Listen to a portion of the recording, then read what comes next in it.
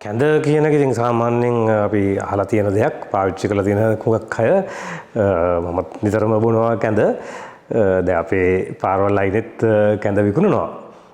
ඒතර සාමාන්‍යයෙන් මේක සරල ආහාරයක්, සංකීර්ණ එකක් නෙමෙයි. අර ව්‍යංජන 5-10ක් තියෙන එහෙම එකක් නෙමෙයි. ඒ සරල ආහාරයක්.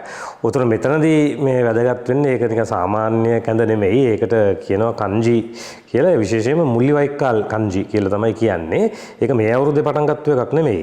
මට මතක විදිහට අවුරුදු 5කට විතර කලින් පටන් ගත්ත එකක්. ඊට කලිනුත් තියෙන්න ඇති ඒක. මේ ඉතිහාසය තමයි යුද්ධයේ අවසාන කාලයේදී දැඩි ආහාරහිඟයක් තිබුණා. විශේෂයෙන්ම එක පැත්තකින් බලයේ හිටපු ආණ්ඩුව ඒ පැත්තේ හිටපු ජනගහනය හුඟක් අඩුවෙන් තමයි තක්සේරු කරේ. ලක්ෂ ගාණක් ඉද්දි රජයේ සංඛ්‍යා ලේඛන අනුවම ලක්ෂ ගාණක් ඉන්නවයි කියලා පේනවා. ඒ කියන්නේ දිසාපති කාර්යාලවල සංඛ්‍යා ලේඛන අනුව කිලිනොච්චි මුලතිව් දිසාපති කාර්යාලවල එහෙම තියෙද්දි රජය 50000ක් හරි ඊට වඩා අඩු ගාණක් හරි තමයි ඇස්තමේන්තු කළා ආහාර ලබා දීම හුඟක් අඩු කරා. ඔතකොට ඒ ප්‍රදේශයේ හිටපු අයට හුඟක් ආහාර නැතුව හිටියේ. ඔතර ඒක නිසා අන්තිම කාලෙදී ඒගොල්ලන්ට කන්න තිබුණ ඔය කැඳ විතරයි. ඔතර ඒ කැඳ කියන්නේ හොඳට රහට හදපු කැඳ වර්ගයක් නෙමෙයි. බොහොම මේ බේසික් කැඳ වර්ගයක් විදිහට තමයි තිබුණේ. ඒකයි ඒක පස්සේ කාලෙක මේ මුල්ලිවයික්කාල් කංජි කියලා හඳුන්වන්න පටන් ගත්තේ. මොකද මේ කැඳ වර්ගය මේ මුල්ලිවයික්කාල් කියන යුද්ධය අවසන් වෙච්ච ගමේ හුඟක් දේශපාලන වශයෙන් සමාජීය වශයෙන් වැදගත්කමක් තියෙන සංකේතාත්මක දෙයක්. සාමාන්‍යයෙන් අපි කන මේ බොන කැඳ නෙමෙයි ඒක. උතර මේ විශේෂයෙන් මැයි 18 සහ ඊට කලින් දවස්වල ඊට පස්සේ දවස්වල මේ කැඳ බෙදා දීම කරන්නේ ඒ යුද්ධයේ අවසාන කාලයේදී තිබිච්ච තත්ත්වය සිහිපත් කිරීමට. ඒ තිබිච්ච තත්ත්වයේ එක කොටසක් තමයි මේ ආහාර හිඟය, දැඩි ආහාර හිඟය සහ මිනිස්සු බඩගින්නේ වගේ ඉන්න එක සහ ඒකට තිබිච්ච සංකේතයක් විදිහට තමයි මේ මුල්ලිවයික්කාල් කංජි කියන එක බෙදා හැරීම කරන්නේ. මේ අන්තිම අවුරුද්දේ මැයි 18 ඊට කලින් දවස්වල සිද්ධ වුණේ ඒකයි. දැන් සාමාන්‍යයෙන් සම්ප්‍රදායක් විදිහට යුද්ධයේ අවසානය සැමරීම ලංකාවේ දෙවිදියකට තමයි සිද්ධ වෙන්නේ. එකක් තමයි බලයේ ඉන්න ආණ්ඩුවේ අනුග්‍රහයෙන් විවිධ ආණ්ඩු බලයේ ඉඳලා තියෙනවා 2009 ඉඳන් ඒ හැම ආණ්ඩුවක්ම වගේ මේක යුද ජයග්‍රහණයක් නැත්නම් සමහර වෙලාවට විජයග්‍රහණයක් කියන වචනේ පාවිච්චි කරනවා. ඒ විදිහට තමයි සමරුම කරන්නේ. ඒතර මේ අවුරුද්දෙත් කොළඹදී ඒක මට්ටමකට සිද්ධ වුණා. ඒ වගේම මේ යුද්ධයෙන් මිය ගිය රජයේ හමුදාවල් වල අය පොලිසිය අයව සිහි කිරීමක් ඒ දවස්වල කරනවා. ඒ වගේම උසස් වීම ලබා දීමක් වගේ දේකුත් රජයේ හමුදාවල පොලිසියට කරනවා ඒ දවස්. මේ මැයි 19 තමයි ආණ්ඩුවෙන් බලයේ ඉන්න ආණ්ඩුව හුඟක් වෙලාවට ඒක කරන්නේ. ඒකට හුඟක් සිංහල ප්‍රජාවේ අය ඒ මතයේ ඉන්නවා. මගේ අත්දැකීම අනුව මේක අපි ලබපු ජයග්‍රහණයක් කියන එක. අපි උතුරු නැගෙනහිර බහුතරයක් දමිළ ජනතාව ජීවත් වෙන ප්‍රදේශවල තියෙන එකේ අනිත් පැත්ත. ඒක ඛේදවාචකයක් විදිහට තමයි ඒගොල්ලෝ සලකන්නේ. මොකද ඒගොල්ලන්ගේ පවුල් වල අය සහෝදර සහෝදරයන් දසදහස් ගාණක් සමහරවල් 100,000 ගාණක් ඝාතනය වුණා. ඒ දවස්වල. එහෙම නැත්නම් තුවාල වුණා. සමහර අය අතුරුදහන් වුණා. අර මං කලින් කිව්වා වගේ බඩගින්නේ හිටියා කෑම නැතුව. හුඟක් ඊට පස්සේ යුද්ධය අවසන් වුණාට පස්සෙත් මාස ගණනාවක් හිර කරලා තබාගෙන හිටියා කඳවුරු වල. මැණික් ෆාම් තමයි ලොකුම එක තිබුණේ. ඒ වගේ කඳවුරු කීපයක හිර කරගෙන තබාගෙන හිටියා. උතර මේක තමයි මේ උතුරු නැගෙනහිර අත්දැකීම දමිළ ජනතාවගේ. එතකොට ඒගොල්ලෝ ඒක සිහි කරන්නේ ටික ශෝකජනක දෙයක් විදිහට. උතර මේ දෙකම සිදු වෙන්නේ මේ ලංකාවේ ඇතුලේ මේ දූපතේ. එකම පවුලේ එකම ගෙදර ඉන්න අය එක කාමරයකට වෙලා මගුල් ගයක් නැත්නම් උපන්දින සාදයක් සමරනවා. වෙන ඒ ගෙදරම ඒ පවුලේම අය වෙන කාමරයක ඉඳන් අඬා වැළපෙමින් මලගයක් කරනවා වගේ තත්ත්වයක් තමයි මම හිතන්නේ සාමාන්‍යයෙන් අන්තිම අවුරුදු 15 තිස්සෙම මේ මැයි 18 ඒ දවස්වල දකින්නේ. ඒත් මේකෙදී පැහැදිලි කරගන්න ඕන වැදගත් නේ කරුණු කීපයක් තියෙනවා. ඒ මැයි 19 මේ ආණ්ඩුව සමරනවා මැයි 18 උතුරු නැගෙනහිර ඒ සමරුම කරනවා. එතකොට එක පැහැදිලි කිරීමක් තමයි මේ තෙන්දි සාමාන්‍යයෙන් සිහි කරන්නේ යුද්ධයෙන් මිය ගිය අය සියලු දෙනාම. මේ යුද්ධයෙන් මිය ගිය අය සියලු දෙනාම සිහි කරද්දී උතුරු නැගෙනහිරදී අතිශය බහුතරයක් හමුදාවේ ඇරෙන්න ඒ අන්තිම කාලෙදී මිය ගිය දමිළ ජනතාව. උතර ඒක නිසා තමයි ඒගොල්ලන් විශේෂයෙන් මේ මතක් කිරීම කරන්නේ. උතර මෙතන LTT සංවිධානය සමරුමක් නෙමෙයි කෙරෙන්නේ. දැන් මේ යුද්ධයෙන් මිය ගිය සියලු දෙනා කියද්දී LTT සංවිධානයත් අයිති වෙනවා, රජයේ හමුදාවල අයත් අයිති වෙනවා, සිවිල් වැසියනුත් අයිති වෙනවා. එත් විශේෂයෙන්ම කියලා LTT සංවිධානයේ විශේෂයෙන් මතක් කිරීමක් මේ මැයි මාසෙදි සිද්ධ වෙන්නේ නැහැ. හැබැයි විශේෂයෙන්ම LTT සංවිධානයේ ඉඳලා මියගිය අය සිහි කිරීමක් සිද්ධ වෙනවා මහාවීර දිනය කියලා නොවැම්බර් මාසෙ 27. උතර ඒ නොවැම්බර් මාසෙ වෙන එකනොයි මේ මැයි මාසෙ වෙන එකනොයි වෙනස්. අපි මේ දෙක වෙන් වෙන් වශයෙන් හඳුනා ගන්න ඕනේ.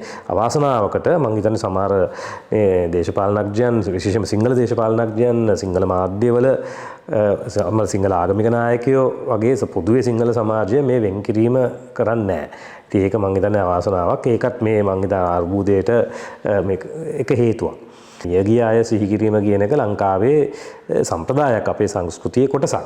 යුද්ධය ආශ්‍රිතව ගත්තනම් 2009ට කලිමුත් විවිධ අවස්ථාවලදී විවිධ ඝාතන සිද්ධ වෙලා තියෙනවා. සිංහල සමාජයට උඟක් පුරුදුයි මේ අරන්තලාව භික්ෂු ඝාතනය වගේ එකක්. ශ්‍රී මහා බෝධියට පහර දීම, එතකොට නුවර දළදා මාලිගාවට LTT සංවිධානයෙන් පහර දීම, ඒ වගේ ඝාතන සිහි කිරීම සිද්ධ වෙනවා. මේ ළඟදී මේ මාසේ ජූනි මාසේ මුල තමයි අරන්තලාව භික්ෂු ඝාතනය සිද්ධ වුණේ, සමරුම සිද්ධ වුණේ.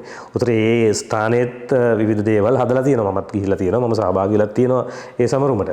උතර ඒකට රාජ්‍ය අනුග්‍රහය, රාජ්‍ය නායකයෝ පවා අනුග්‍රහය ලබා දීලා තියෙනවා, ජනාධිපතිවරුන් පවා අනුග්‍රහය ලබා දීලා තියෙනවා. ඒ වගේම තමයි මුස්ලිම් ප්‍රජාවෙත් දැන් LTT සංවිධානයෙන් පහර දීලා කාත්තන්කුඩි පල්ලියට එතනත් විශාල සංඛ්‍යාවක් මිය ගියා. උතර ඒගොල්ලොත් ඒ විදිහට මේක තියන් ඉන්නවා. ඒකේ අර වෙඩි පහරෙන් වෙච්ච සිදුරු මේ මුස්ලිම් පල්ලියේ තාම තියෙනවා. අද වෙනකන් තියෙනවා ඒවා. නම් මේකේ මිය ගියාගේ නමුත් තියෙනවා. උතර ඒ වගේම තමයි දෙමළ සමාජයේත් විවිධ ස්ථානවල උතුරු නැගෙනහිර විශේෂයෙන්ම මේ ඝාතන සිද්ධ වෙච්ච තැන්වල ඒගොල්ලෝ ඒ සිහිවටන පවත්වගෙන යනවා. ඒ විශේෂයෙන් මේ අදාළ දිනේදී ඒක කරනවා. දැන් ඊයේ සමරුමක් තිබුණා මඩකලපුවේදී.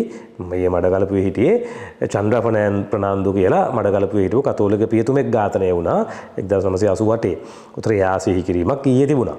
ඉතින් මේ වගේ විවිධ තැන්වල මේ සිහි කිරීම, මලවුන් සිහි කිරීම කියන ඝාතනය වෙච්ච අයව සිහි කිරීම කියන එක සිද්ධ වෙනවා. උතර දැන් සාමාන්‍ය මරණයක් සිද්ධ වෙච්ච කෙනෙකුත් අපි සිහි කරනවා. අවුරුදු 100ක් හරි කීයක් හරි ජීවත් වෙලා මේ මැරෙන කෙනෙක්, ආච්චි කෙනෙක්, සීයා කෙනෙක් වුණත් අපි සිහි කරනවා. නැත්තම් අසනීප වෙලා මැරෙන කෙනෙක් වුණත් අපි සිහි කරනවා. ඉතින් ඒ විදිහටම තමයි එක්තරා විදිහට මේකත් සිද්ධ වෙන්නේ. හැබැයි මේකේ ඊට වඩා වැදගත්කමක් තියෙනවා දේශපාලනිකව සමාජීය වශයෙන් ගත්තම. මොකද මේවා හුඟක් ඝාතන. උතර ඝාතන කියන්නේ මේ සමාජයට පොදුවේ මේ වැදගත්කමක් ඇති දෙයක්. අර ඒ අදාළ පවුලේ අයට විතරක් නෙමෙයි මේක වැදගත් වෙන්නේ. මේ අපේ සමාජයේ තියෙන කළු පැල්ලමක් මේක. ඒක සිංහල අය ඝාතනය වෙච්ච දෙයක් වෙන්න පුළුවන්, දමිළ අය ඝාතනය වෙච්ච දෙයක් වෙන්න පුළුවන්, මුස්ලිම් අය ඝාතනය වෙච්ච සිද්ධියක් වෙන්න පුළුවන්. ඒක කළු පැල්ලමක් පොදුවේ සමාජයට. ඒකයි මේ ඝාතනය වීම සම්බන්ධයෙන් පොදු සැමරුම් සිද්ධ වෙන්නේ. දැන් පොදු සැමරුම් මේ දැන් සුනාමියක් වගේ දෙයක්දී වුණත් ඒකකින් මලමුවටපත් වෙච්ච අය අපි පොදු සැමරුම් සිද්ධ කරනවා. අර මම කලින් කියපු අසනීප වෙලා මැරිච්ච කෙනෙක් නැත්නම් වයසට ගිහිල්ලා මැරිච්ච කෙනෙක් සමරණයකට වඩා වෙනස් ඒ පොදු සැමරුම් කියන එක. උතන මේ විශේෂ අවස්ථාවවලදී සමාජීය වශයෙන්, දේශපාලන වශයෙන් වැදගත්කමක් තියෙන සිද්ධිවලදී මලගියාය වෙනුවෙන් පොදු සැමරුම් කරන එකත් පොදුවේ සිද්ධ වෙන දෙයක්. ඒ සංස්කෘතිය, ඒ සම්ප්‍රදාය අනුව තමයි මම හිතන්නේ මේ මුල්ලිවයික්කාල් සමරුම කියන දේත් සිද්ධ වෙන්නේ. මේ වගේ සිහි කිරීම කරගෙන යන්න අවස්ථාව ලබා දෙනවා නම්, ඒවට සහයෝගය ලබා දෙනවා නම් ප්‍රජා මට්ටමින් වෙන දේවල් වලට ඒක සංහිඳියාවට උදව් වෙනවා. ඒතර ආයේ කතා කර ඉන්න ඕනේ නැහැ, සංහිඳියාව ඉබේම ඇති වෙනවා. මේ වගේ දේවල් වලට ඉඩ ලබා දුන්නොත්. අනිත් සිහි කිරීම මේ කියන එක, මෙමෝරියලයිසේෂන් කියන එක සාමාන්‍යයෙන් පොදුවේ සංක්‍රාන්තික යුක්තිය ගත්තම ඕන මේ මුළු ලෝකෙම පිළිගත්තු දෙයක්. ලංකාවට විතරක් අදාළ වෙන දෙයක් නෙමෙයි. දැන් මම දැකලා තියෙනවා දකුණු අප්‍රිකාවේ, උතුරු අයර්ලන්තයේ, කාම්බෝදියාවේ, යුරෝපයේ දෙවනුව හොලොකාස්ට් එක සම්බන්ධයෙන් තියෙන ඒවා විවිධ සමරුම් තියෙනවා. ඉතින් මේ මිනිස්සු ඒවා කරගෙන යනවා, සිහිවටන හදලා තියෙනවා. ඉතින් ඒක මේ අර මේ හුඟක් නේ අඳුරු අතීතයක ඉඳන් ඊට වඩා හොඳ අනාගතයකට යන ගමනකදී වැදගත් කොටසක් තමයි මේ අඳුරු අතීතයේ සිදුවෙච්ච දේවල් සිහි කිරීමට අවස්ථාව ලබා දීම. බාධාවකින් තොරව, බියගැන්වීම් වලින් තොරව අවස්ථාව ලබා දීම. දැන් සමහර අයට හිතෙන්න පුළුවන් අපි මොකටද මේ පරණ තුවාල ආය ආරා උස්සන්නේ කියලා. ඒක දැන් සමහර අයට කැමති නැත්තම් මේ සිහි කිරීම සීවරණ වලට සහභාගී වෙන්න ඒගලන්ට නිදහස තියෙනවා. ඒකට සහභාගී නොවී ඉන්න.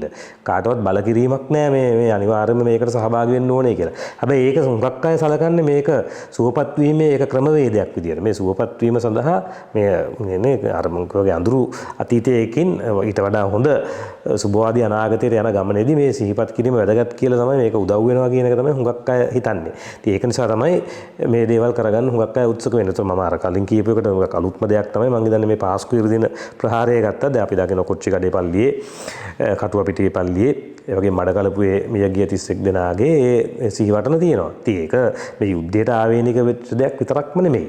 මේ ලංකාවට ආවේනික වෙච්ච දෙයක් විතරකුත් නෙමෙයි. ඒක තමයි මනුෂ්‍ය සංගතියේ තියෙන පොදු සම්ප්‍රදායක්. උතර ඒකට වමනාකම තියෙන අයට ඒක තුලින් යම් සුවපත් වීමක් ඉදිරි ගමනක් යන්න නේ උත්සාහ කරන අයට ඒ අවස්ථාව තියෙන්න ඕනේ. එතකොට සංහිඳියාවට ඒක හුඟක් ලොකු උදව්වක් වෙනවා. ඒකට අවස්ථාව තියෙනවා නම් බාධාවක් නැතුව.